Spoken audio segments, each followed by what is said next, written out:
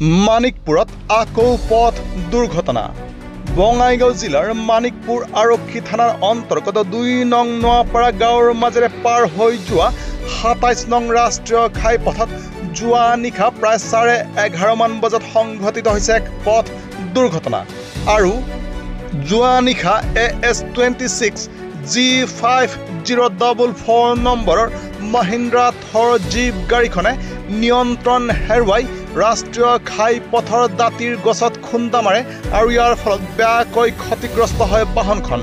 খবৰ অনুসৰি বাহনখন গুৱাহাটীৰ পৰা আহি আছিল বঙাইগাঁও অভিমুখে আৰু তেনেকুৱা সময়তে নিয়ন্ত্ৰণ হেৰুৱাই ৰাষ্ট্ৰীয় ঘাইপথৰ কাষৰ গছত খুন্দা মাৰে। অৱশ্যে কোনো ধৰণৰ আঘাত নোপোৱাকৈ বাচি যায় বাহনখনত থকা আৰোহী দুজন।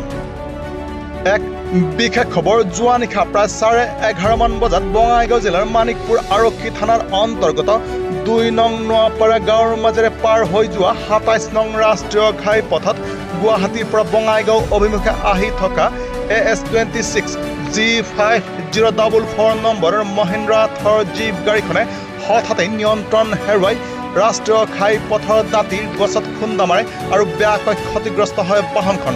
আৰু এতিয়া বাহনখন ৰখা হৈছে মানিকপুৰ আৰক্ষী থানাৰ চৌহদত। অৱশ্যে সৌভাগ্যক্ৰমে কোনো ধৰণৰ আঘাত নোপোৱাকৈ সাৰি যায় বাহনখনত থকা আৰোহী দুজন।